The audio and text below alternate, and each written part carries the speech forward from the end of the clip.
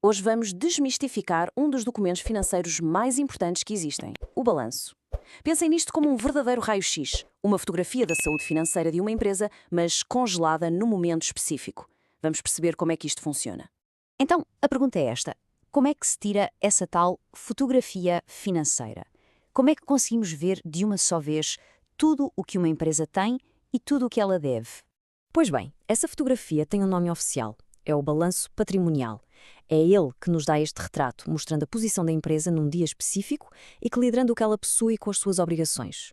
E acreditem, esta é a principal ferramenta para analisar a saúde de uma empresa, a sério. Desde a sua capacidade de pagar as contas do dia a dia até à sua estabilidade a longo prazo. E tudo isto assenta em três pilares, três componentes essenciais. O primeiro pilar, então, são os ativos. De uma forma muito simples, os ativos são basicamente tudo aquilo que a empresa possui e controla. Exatamente, são recursos que a empresa controla e dos quais espera tirar benefícios no futuro.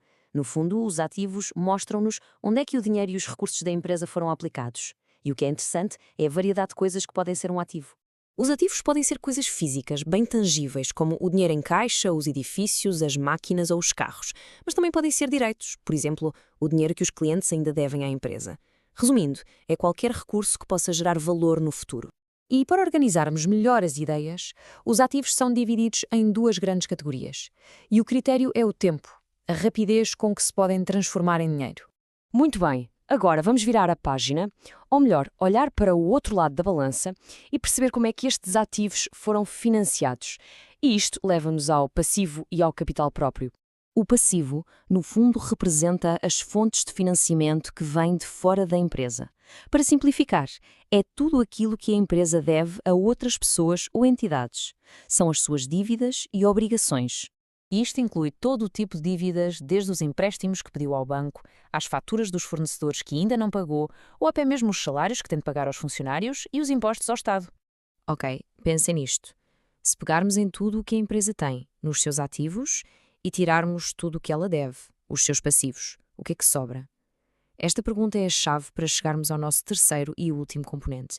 O que sobra é o chamado património líquido ou capital próprio. Isto é, na verdade, a riqueza líquida da empresa, o valor que pertence realmente aos seus donos, representa o investimento que eles fizeram, mais os lucros que foram sendo acumulados.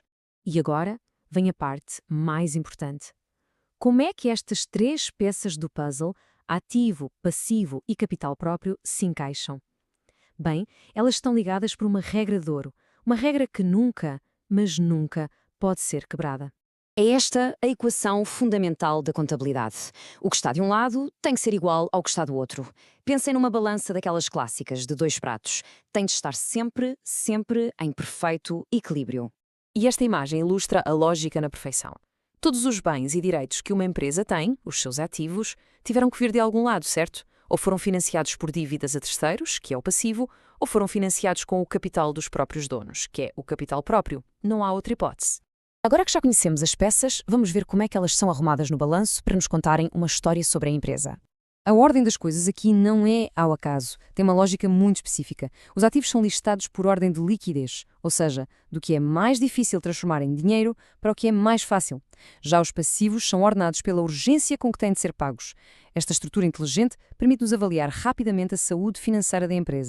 E, dependendo deste equilíbrio ou desequilíbrio entre as partes, uma empresa pode estar numa de três situações financeiras. Primeiro, a situação ideal, a que toda a gente quer, a situação positiva. Aqui, o valor dos ativos é maior que o valor dos passivos. Isto quer dizer que a empresa tem mais do que o suficiente para pagar todas as suas dívidas. O que sobra é valor para os donos. É um sinal claro de uma empresa saudável e solvente. Depois temos a situação nula. Aqui, os ativos são exatamente iguais aos passivos, ou seja, a empresa consegue pagar tudo o que deve, mas não sobra absolutamente nada para os donos. O capital próprio é zero. Isto já é um sinal de alerta, uma posição de risco. E por fim, o pior cenário, a situação negativa. Neste caso, os passivos são maiores que os ativos. A empresa deve mais do que aquilo que tem. Isto é uma situação de insolvência, também conhecida como falência técnica. Mesmo que vendesse tudo, não conseguiria pagar a todos os seus credores. Mas por que é que isto tudo importa tanto? Porque o balanço é uma ferramenta de decisão absolutamente crucial, Um investidor vai olhar para isto para decidir se compra ações. Um banco vai analisar isto ao detalhe antes de conceder um empréstimo. E a própria gestão da empresa usa-o todos os dias para tomar decisões e planear o futuro. E pronto, chegamos ao fim da nossa análise. Como vimos, o balanço é muito mais do que uma lista de contas e números. É uma narrativa estruturada, uma história sobre os recursos de uma empresa, as suas obrigações e, em última análise, sobre a sua viabilidade e saúde a longo prazo. Obrigado por acompanhar até aqui. Se ainda não se inscreveu, aproveita agora, ativa o sininho, deixa o teu comentário e partilha este vídeo. Nos vemos no próximo conteúdo aqui no Contabilizando com Lemos Joaquim.